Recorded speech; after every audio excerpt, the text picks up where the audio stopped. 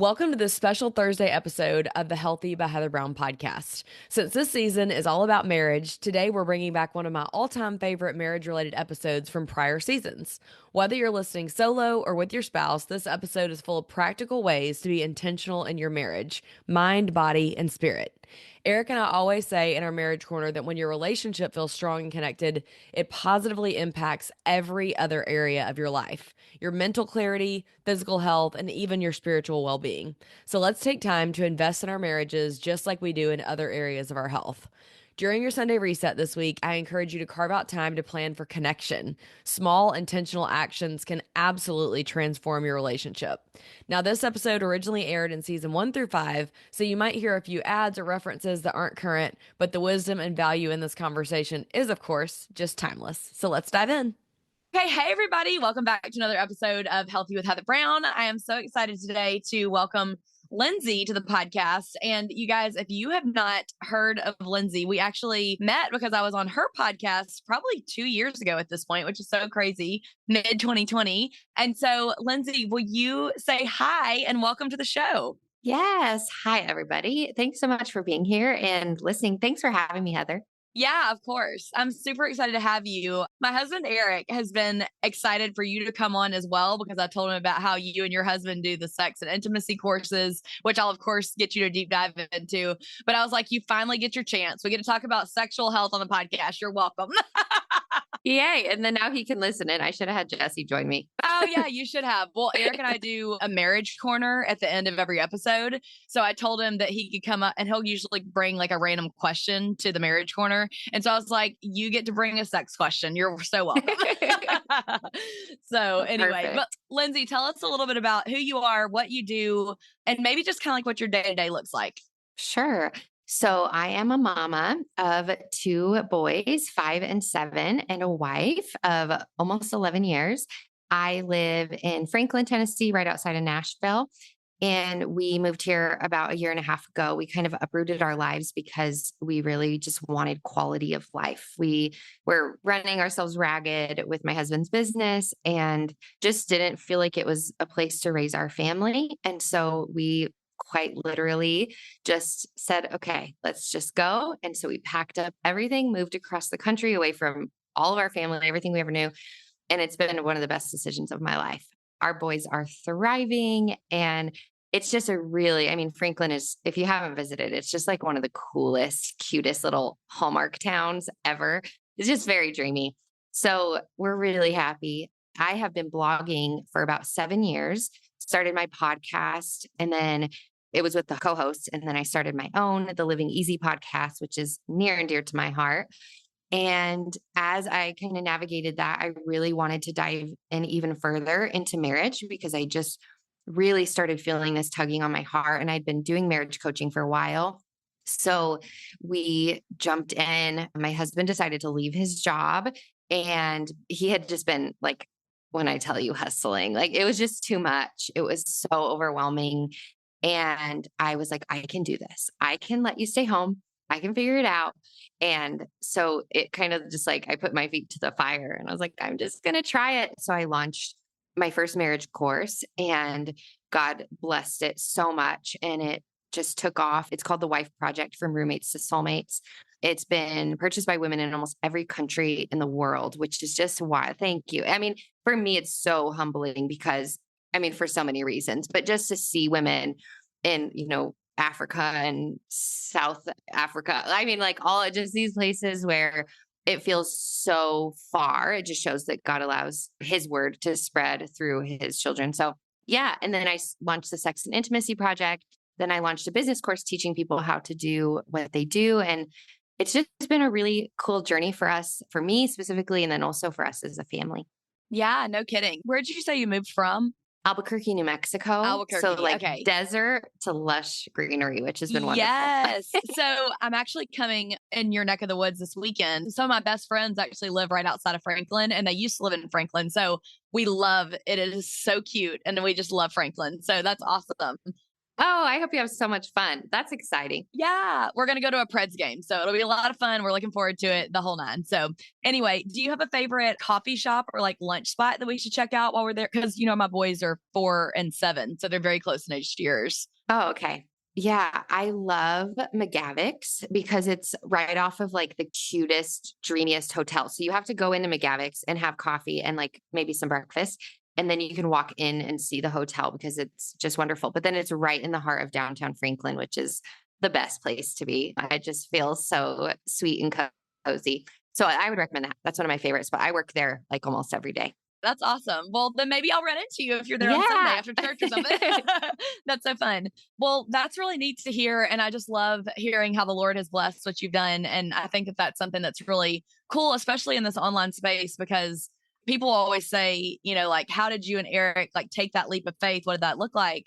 And I just remember he'll always say, like, we took a leap of faith, but it also was very much like we planned, we budgeted. There were all these conversations that went into it. But he'll say, like, honestly, God has just done more with Heather's business than we could have ever imagined or dreamed.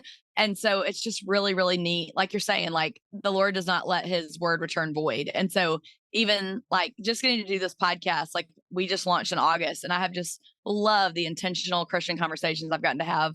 There's something powerful and cool about it. So I'm really, really thankful that you're on to share about it too today. So yeah. Yeah. Well, and I'm so proud of you. I think one of the biggest things that I like to talk about on the Living Easy podcast and just in general is the power of doing things that scare you. Because I lived a life where I was so intimidated. I had such a crazy fear of man. And it's not that I've overcome it quite yet. I'm navigating it thanks to counseling.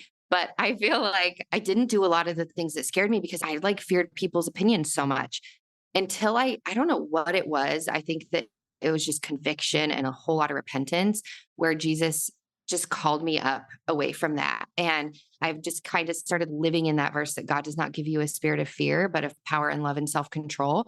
And believing that and embracing that has forced me, compelled me to do the things that I'm most afraid of. And I mean, when I tell people, I'm like, blogging terrified me. The podcast terrified me. That's why I had a co-host initially because I was too scared, like afraid to do it alone. Sure. Courses took me 3 years to finally launch what I had been dreaming of. And to see what God has done in all of them just shows how much fear can hold us back from, because had I never started, none of this, he would have never used any of these things. And so I always ask people, like, what scares you the most? Jump into it. Like, do 30 minutes of that thing every day and see what God can do through you, because it really is a waste of your gifting and your ministry when you don't embrace or put to life what he has given you and equipped you with. So anyway, all that to say, very proud of you. Hi, friend. Are you enjoying this episode? Hit that plus sign in the top right of your Apple Podcast app or the follow button in your Spotify app or wherever you're listening. That way you automatically get each new episode without having to search for it. You're welcome.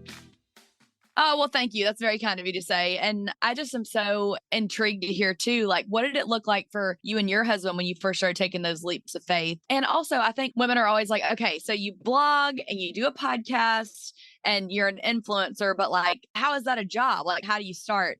Do you mind kind of just speaking a little bit about what y'all's journey looked like with that? And then, Lindsay, I just saw on your Instagram that you were just posting about like not being afraid to start doing courses. Can you just speak a little bit to the business mindset for women that are like, yeah, I am scared to start, but I would like to contribute somehow to our family? So this is something I have a course, which is it's like 11 modules called Permanently Profitable. And I dive in fully into making money via social media and then course creation. I teach people exactly how to do that and then also how to do social media. So for resources, it has everything I've ever done to be successful. But what I will say is there are so many avenues to make money online. And I'm learning this because I work with a lot of people in media. And it's just given me hope because I have a lot of friends, especially coming here. Franklin is the city of drive. Like people are motivated. It's like the fifth wealthiest county, which can be really, I mean, it can cause a lot of struggle and vanity and striving. And so we've had to guard our hearts against that a lot. That's a good reminder right there. So thank you for Yeah, speaking that. Yeah. sure. Yeah. I mean, it's so easy to compare and to feel like you need to reach a level on the totem pole and it's so empty, because when you get there, you just want to get higher. It never ends. And so for us, like it's been constantly having to reroute our minds into a place of eternal perspective rather than worldly success or its ministry. But with that said, like we still want to provide for our home. And the Proverbs 31 woman was a faithful woman who cared for her home and had her own business. She was an investor. She left early in the mornings, like when her children were still sleeping, to go and do those things. So it's a really good example to remember that it's not unbiblical or unmotherly to run a business. So when we first started, with blogging, how I did that was I started sharing regularly. And I was very blessed that I sent it to a magazine and they picked up the article. And then Oh, wow. with that, other like digital magazines see it. So like Relevant, Focus on the Family. So then they ask if they can share it and then they link Sure. your stuff. So then I became like, they basically just said, will you be a full-time contributor? So anything I wrote on my blog post, I would share for them, which it gets them views, but then it also gets engagement. Like it helps to build my engagement. Yes. So through that, I built my blog views pretty substantially. And anybody could do this. Anybody can pitch to an online magazine if you're writing because they need content. So then I was able to apply to an advertising platform. I use Mediavine. You do have to have a minimum number of page views. But with that, I mean, that brought in just in ads. Like that's why everyone's like, gosh, why do bloggers write their whole life story on a recipe? That's why, because the more you scroll Right. and the more ads you see, the more money that you make. And so, I mean, it really is an annual salary if you have solid income or if you have solid content. And so Page views. Yes. so I posted all my blog posts to Pinterest. Pinterest is the most underutilized platform from creators. I agree with that. Yeah, it's a search engine. Like it's so powerful. So anyway, that started bringing in a good amount of income. I did commit to not monetize my podcast. That was just my own personal. I've done it occasionally for like, I think maybe 4 times in the past 4 years, but that was just because I know I get distracted very easily and I wanted my content to stay on par and not to veer off into something else. So this platform for me is the Living Easy podcast is not monetized aside from me sharing my courses and the stuff I've created for my audience, which Sure. tends to be great marketing. Yes. And then with online courses, that I don't know why I was so afraid of that, but I started reading stories and watching YouTube videos. And the Wife Project had been so heavy on my heart because every time I would post a TikTok video or a reel about wives, everyone would be like, well, yeah, that's great. But what about the men? Like, you need to speak to the men. Granted, it takes two, it's 100 in marriage. But women were very opposed to hearing the work that they could do within themselves. And so it just prompted me to say, hey, the reason that my marriage is thriving and healthy is because we both self evaluate every day. Like, how can I be better for my husband? How can I be better for my wife? How can I shift my perspective to one of selfishness, to one of servitude? And it's not easy. I mean, we're naturally inherently selfish people, but I think that made me want other people to see it in the same way because our society is like, if I'm not happy, get rid of it. If you're not satisfying me, get rid of it. I'm going to move on to someone else or go somewhere else. Yes. And it's such an empty perspective because this commitment is for life and your families are affected. And you think it's going to get better, but then you just have different problems with somebody else. So you might as well navigate the problems that you have within your own marriage. Amen. The grass is not greener on the other No. side usually. Like Yeah. obviously we're not speaking to things like physical abuse or things like that. Or affairs. Yeah. But it's just sad when you hear it so normalized now, even by celebrities. Well, I just wasn't happy anymore. And so I really had to follow my own inner happiness. Well, that is so anti biblical. And obviously they aren't believers, but that is where it's like, it feels like a war on marriage and families right now, truly in American culture to me. Yeah. No, I fully agree with you. It's just disposable. Like everything is disposable, but that's the example that's being set for young kids, and everything. Like even if I post anything jokingly negative about our marriage, because sometimes you have to create a little controversy on social media. Oh, sure. And Yes. it's always like, just divorce him. Like, he hurt my feelings this morning. Divorce him, leave him. You're a queen. And I'm like, oh my gosh, this rhetoric is wild and it's empty. And like, okay, I'm a queen and I'm going to be single and then search for another person. It doesn't actually logically add up. But what does logically add up is doing the hard work because you committed to this person for life. And I know divorces happen. I come from a divorced home, which is partially why I'm so passionate about healthy marriages.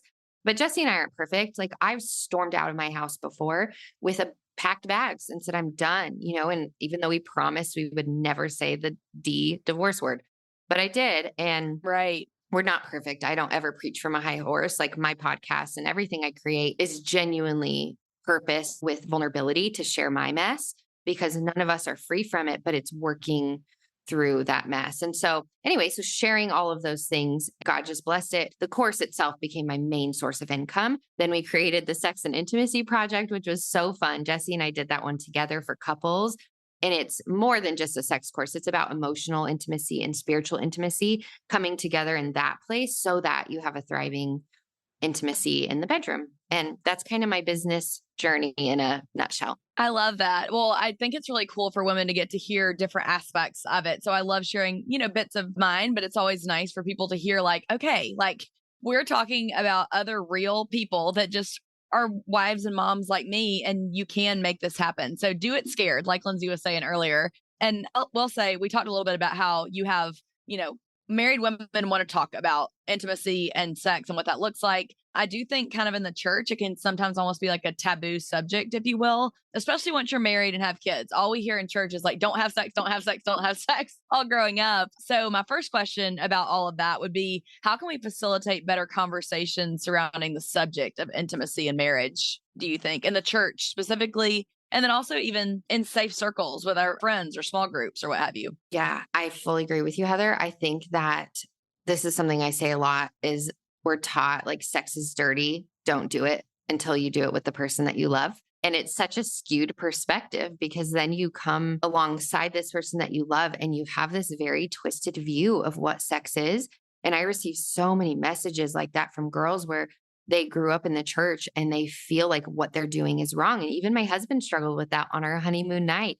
He battled like feeling because I brought some real cute lingerie and I was so excited to wear. Sure. And he was like, I have to be honest, I feel convicted. And I was so taken aback because I have a very promiscuous background. Like Jesus saved me at 19, but before that, I was very promiscuous, sleeping around, boyfriend to boyfriend, very dependent.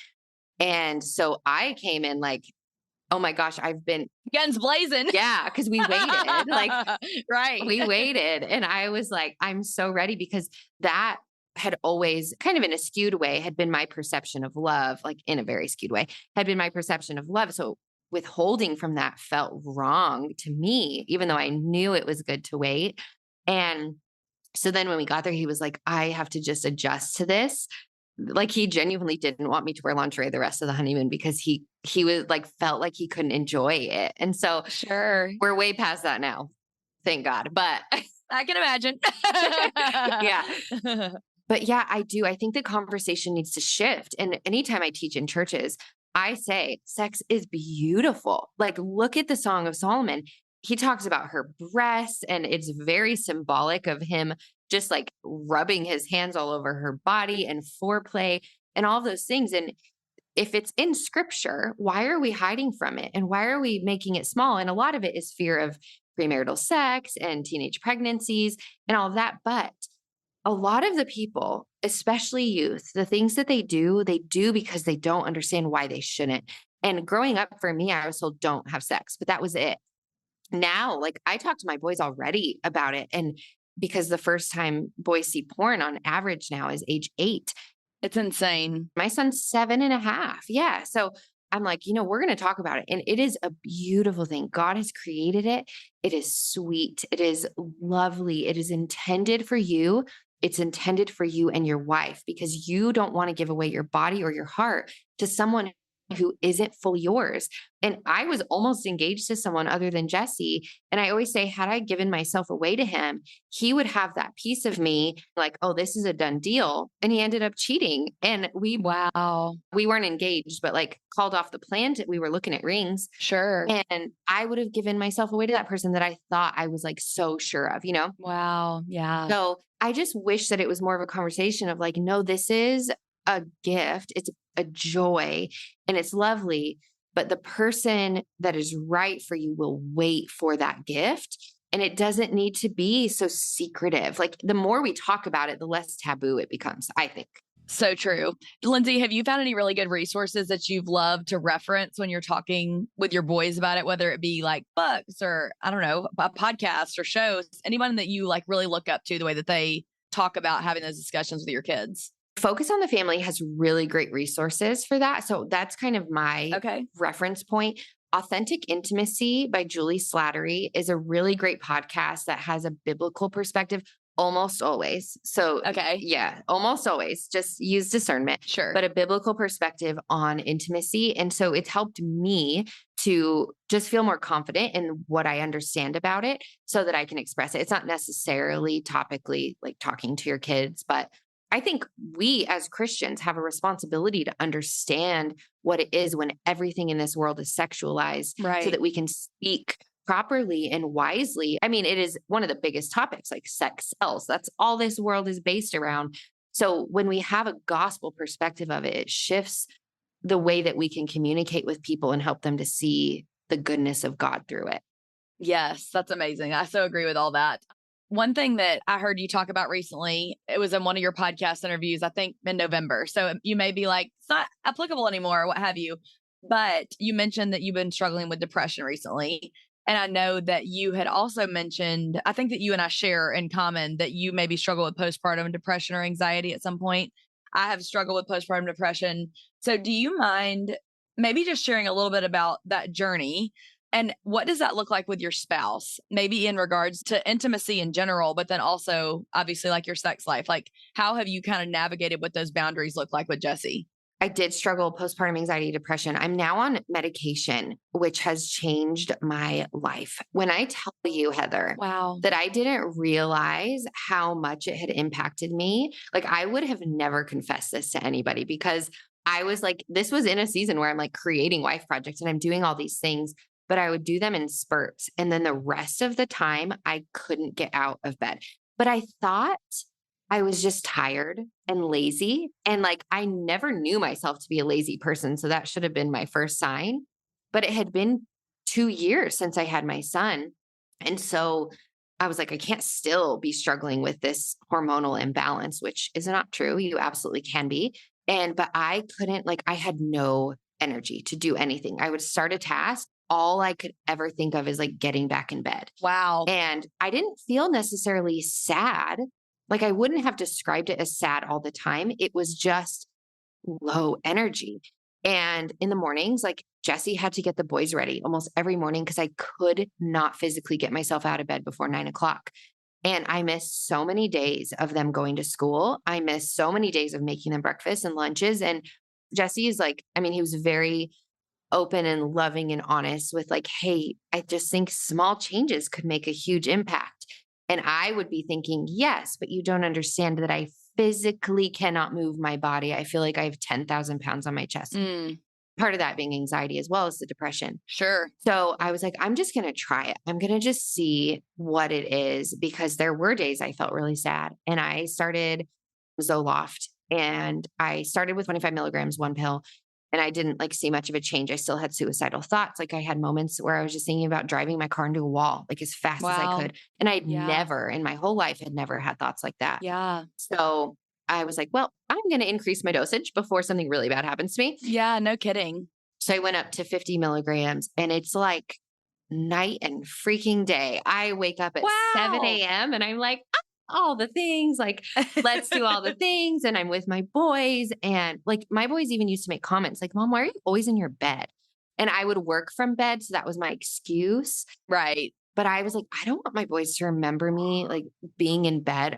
It's just shifted. It's like my energy's changed, my mindset. And I mean, I prayed for 4 years about starting this. Like I had, if I could have prayed my way out of it, read my way out of it, worshiped my way out of it, talked to people about it, like enough to get it away, I would have. And I don't want to stay on it forever, but it's something that, Sure. I mean, my whole family has noticed a massive difference in my joy and my, like, honestly, my willingness to live. And so, I mean, talking about kind of seeing it from, I haven't talked about it much, honestly, since I've been on this, but from an outsider's perspective, looking back, it was like just a dark, weird season where I was deceived into thinking this is just who I am, but not realizing how like that slow progression, that frog, like you put the frog in boiling water, they don't realize they're Right. boiling until they're Yes. dead. It's too late. Yeah.